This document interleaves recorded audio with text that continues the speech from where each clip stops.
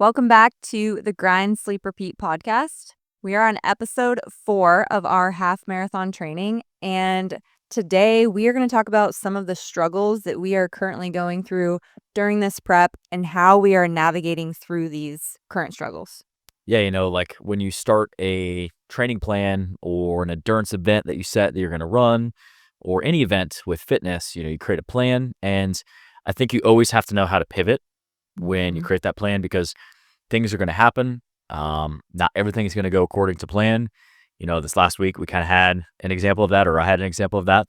I currently have my boot off. I let my foot air out, but I am currently out of commission for this half marathon prep. So Sunday last week, I recorded a video on my channel earlier this week that I posted. Severely rolled my ankle. I was running at a lake, and just where the asphalt goes off in the grass, I just wasn't paying attention, was moving over where someone was passing me, and I just rolled off the side, completely rolled my ankle. So can barely walk on it. I'm in a boot, and that obviously is not part of the plan. So, moving forward, you have to know how to pivot and how to make sure that you're giving your body the time to heal, and make sure that you're not setting yourself up for future failure down the road, or failure or injury or anything like that by rushing that process. So we'll talk a little bit about that. Also talk about some of the challenges that we faced so far in our training, because, not every workout's the PR perfect workout. There's days that are good, days that are bad. Some days you're just logging miles. Some days you're just lifting weights. That's all part of the process.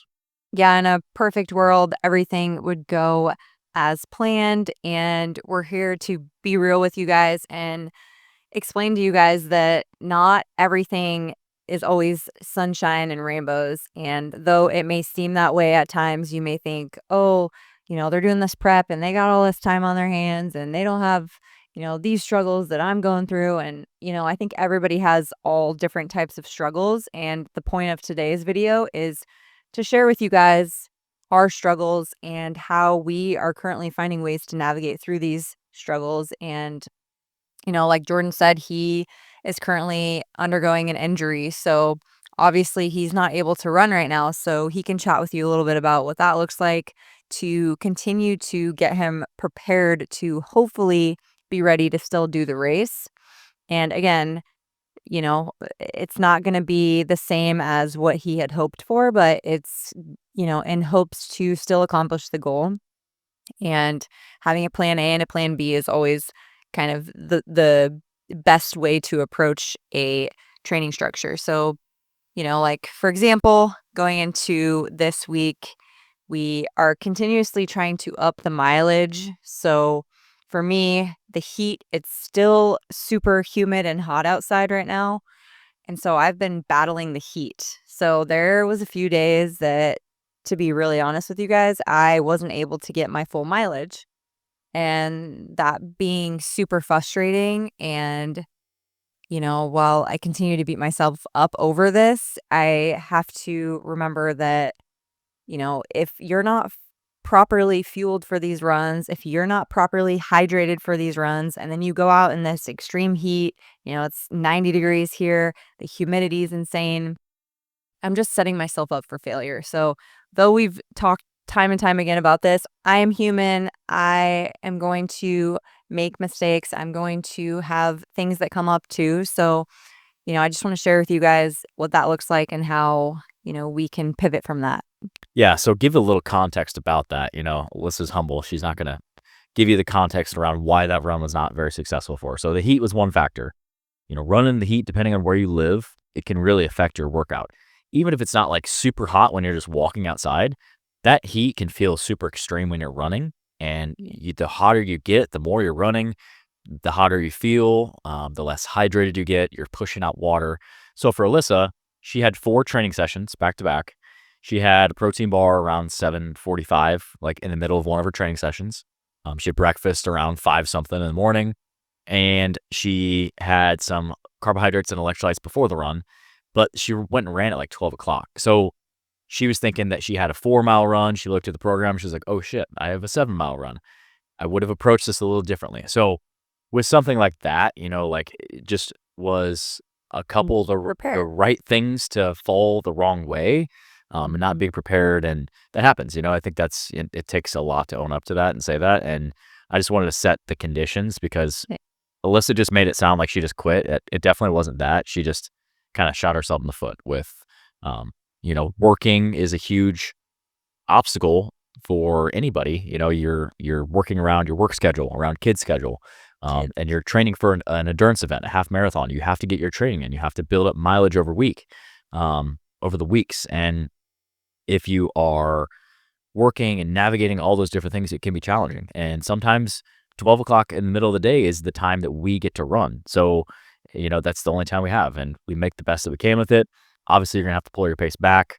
What I would say is, just try and do the best you can. Last week, before I bumped my ankle, I went for a run on, I think it was Thursday or Friday, and it was supposed to be like a 6 mile easy pace run, and it got super hot. I got super sweaty. My heart rate got pretty high because of the heat. Again, just do the best you can because, I think you're going to show up ready and prepared on race day a lot better if you still run the mileage or you still get through it, even if it's not your goal pace or your ideal pace of where you want it to be, because not every workout's going to be amazing. I think there's a lot to be said about showing up even when you're not 100%. I think fitness and training for an endurance event like a half marathon or setting fitness goals really teaches you to keep showing up even when you don't feel 100%. We're not sleeping 9-10 hours a night. We're dealing with running a business. We're dealing with getting kids to sports. We're dealing with trying to maintain our sanity and our fitness. So all those things can really compound and make your recovery not optimal. So I'd say, just show up the best you can on the circumstances and the given day that you are training for a certain workout. Give 100% of what you have. And I think that's going to set yourself up for success down the road to be able to have that discipline to show up and have the confidence to show up even if you don't feel 100%. Yeah, we're here to be raw and real with you guys. And I think it's important to see other people's struggles because we could just come on here and tell you all of our wins and all the victories, but to give you the raw, real truth of how we're feeling. And these types of training preps take a lot of energy and a lot of effort. So if you don't have every single box checked before going into your training session, it's going to be challenging. And so I think that's kind of what I wanted to come on here and say today too is after, processing that run and being outside in the heat and looking back and saying what could I have done differently to prepare myself for this? There's a whole list of things I could have done differently. I could have looked at the training program ahead in advance, but I think something that I'm also struggling with is my schedule weekly changes. So, as much as I could say every Tuesday and Thursday are going to be my, long distance and fartlek training or interval training runs, and then on Sundays, those are going to be my long runs. That sometimes has to change for me, just depending on, my training schedule or kids drop off schedule, kids pickup schedule. And I think that is kind of what I'm struggling with right now is finding that, balance of, okay, if this week my schedule is going to be different, I have to run on Mondays and Fridays and Sunday or whatever. Figuring out how I can navigate through that, I guess, is what I'm kind of trying to figure out. So when I went for that run and I realized it was 7 miles, it's because initially I thought it was just a 4-mile run. And, I would have packed a water bottle. I would have tried to eat something closer to that run that was going to satisfy me and fuel me for that longer run, carbohydrates to be specific. And I think I would have been able to get through that. But not only, that, but the path that I took is super hilly. And so then when you're in the heat and you're running up these hills and you're used to running around more of that lake flat surface, that was a whole nother challenge. So yeah, I just decided to do instead of 7 miles, I did 5 miles. And even on that last mile, I had to stop, run. And that is definitely a humbling experience. Yeah. It's essentially Alyssa bonked. That's what happened. We've all been there. And when you bonk, there's just nothing you can do. It's just you are behind the 8 ball. You're dehydrated. You're underfueled at that point, and you're going to get diminishing returns with your effort. So looking at things differently, what she could have done, like she said, ate closer to the workout, um, maybe planned it on a different day, depending on the schedule. Feel free when you create a plan, or with the clients that we create plans with for too. We'll have that communication back and forth and be like, hey, Jordan, I have this run on this day and this strength workout on this day. Is it okay if I switch it here? Or I'm going to be out of town. Should I front load maybe more strength workouts? I could go for a run when I'm out of town. That's perfectly fine. I think the thing that matters is you get all your workouts in throughout the week, even if they have to move around a little bit. And half marathon prep is the same way. When I was 20 years old and I didn't have a bunch of responsibilities, I could follow a program to a T on the day. I could go to any time of workout that I needed to. The diet, like everything could be great. Yeah. So it's one of those things that, we're at a different stage of life. And a lot of you listening to this podcast might be at a different stage of life too. And you want to prioritize your health and your fitness. And you want to sign up for a 5K, a 10K, a half marathon, a marathon. You want to push your limits. You want to test yourself. You have to remember that, this is a sacrifice, and you might have to, if a midday run is the only time that you have, maybe when it's really hot, at least for right now, towards the end of summer, maybe you do go run at 8 or 9 o'clock at night. And that's a sacrifice because you're going to get less time with your family, less time with your significant other. But again, just remembering that you're going to have a better run at that time, just communicate that, Alyssa or me, like when I can run again, if we communicate that with each other, like, hey, it's really hot. I can only run at 2 p.m. today. Is it cool if after we get the kids in bed, or are you cool if I go for a run in the evening? You just have that communication back and forth. We both understand our goals. We both understand why it's important that, an evening run is going to be a lot better for her. It's going to be more safe from a dehydration standpoint for her. And I think it's just important if you have that communication back and forth with your significant other or the people around you, so that you can try and prioritize this. It's not selfish to sign up for a fitness event, or it's not selfish to prioritize your health. Sometimes it can feel like that. But it's something that if you're looking to make yourself better, if you're looking to improve and just be able to show up better for someone and your family, I think it's really worth it. It's not selfish. Yeah, the only way that you can get better is to reflect back on those experiences, learn from them, and find a way that you could have done better in that situation. But let's chat about that. The ankle, yeah, I'm avoiding it. I don't want to talk about it. So yeah, it's a severe ankle sprain. I didn't break any bones. I think the only thing that saved me from not breaking my ankle was as soon as I rolled off the edge, my ankle completely twisted to the side, and I took all my weight and I just threw myself down on the asphalt and just absolutely ate shit. My hand is scraped up, my knee is scraped up, my shoulder scraped up. And I think that really made the ankle sprain less severe and versus like a bone break or a fracture or anything like that. So, right now my plan, I'm strength training upper body exclusively pretty much every day right now. I'm not kicking it and just chilling and with my foot up every day. We're still business as usual, doing 8 to 10 training sessions a day here at the gym, kids sports, all that type of stuff. I just can't run right now. So for the time being, my guess would be at least 3 to 4 weeks where I can maybe run again. I'm not sure. We're going to see. Just going to take it one day at a time, doing lots of daily mobility work.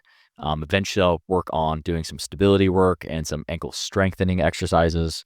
For conditioning right now, I'm using the skier. So I can't row, I can't bike. Obviously I can't run.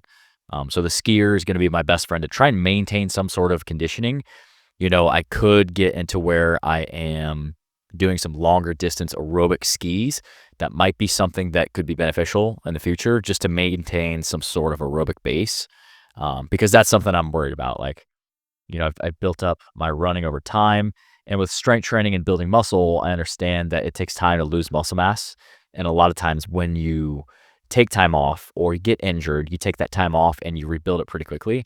Conditioning is kind of like that, but you can see decreases in cardiovascular output and conditioning in as little as 3 to 5 days. So it's something you can lose very, very quickly.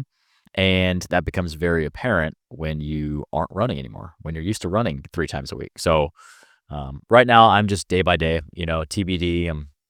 I would still love to run the half marathon and it might be something where I pivot my goal a little bit to say, hey, maybe my goal would be to run with Alyssa for the half marathon. We never get to run together in races, and that would be really cool if I can keep up with her. We'll see. I told her, if I can't keep up, my ankle goes, like, leave me behind. I don't want you to sacrifice your half marathon for me. But that would be cool if we could run together and we could pace each other and just have that experience. I would still love to run a sub 135 half marathon. I don't know what it looks like. So for the future, I'm just taking it one day at a time, and just it gives me a little perspective around running. I do have a little bit of FOMO, and it's just something that you take those things for granted when you have the ability to run, when you have the ability to work out, when you have your health. I think it's something that when you don't have the ability to do those things, it really gives you the perspective on how important it is, how much you enjoy that, and how much of a big part of your life it is. So I'm trying to take that away from that. Is this experience has really taught me that I do really love running. I love having my health and my fitness. And like I said, I'm still strength training every day. I'm still working out 6 days a week. My upper body's freaking wrecked right now because I'm doing upper body like every day right now because it's all I can do. But, just never take that for granted. You just want to make sure that you understand how important your health is and prioritizing your health is in your lifestyle. Yeah. So when I'm sucking wind and dying, I'll think of you and say, okay, suck it up because Jordan wants to be doing this and you get to be doing this. So no, but seriously, I think you've done a good job of icing, ibuprofen, mobility. So if you keep up with those things and you're realistic with, and in tune with your body and how you're feeling, I think that it's going to help you heal faster.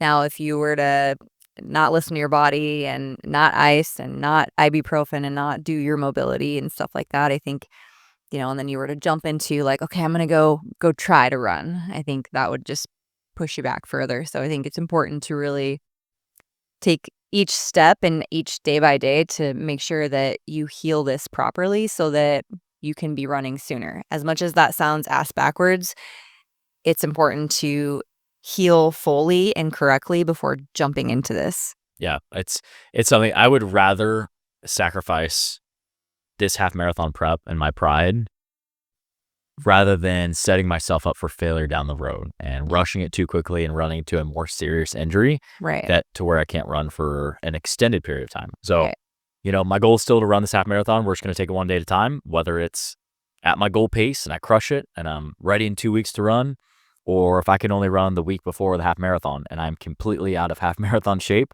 And my goal is just to finish it. We'll see what happens. But I really am hell bent on still trying to run it and just do the best I can. And just like I said, set myself up for success after this half marathon. Part of me, is like, suck it up and just go run and you'll be fine. And the other part of me, the smart, intelligent part of me is saying, take your time. So it's a battle of that in my head. And Alyssa, the people around me. Yes, I have a lot of good support. I have a lot of good clients that have like brought me stuff. Like one brought me a knee scooter, one brought me a boot that I'm using. Alyssa's been helping me out with everything under the sun, getting me things and get me ice and like just really helping out and picking up slack. So I do appreciate it. Yeah. When I'm 100%, I will be ready to go, and it'll be because I've had your support too. Yeah, for sure. I think it's going to take some time, not only from the injury, but the mental aspect too. And we've talked a little bit about that and overcoming those mental thoughts of like getting back to running and now like maybe being hyper aware of running on that concrete and that grass. And Yeah, I'm going to be locked on the ground. Yep. Yeah. Especially in that spot that I ate shit.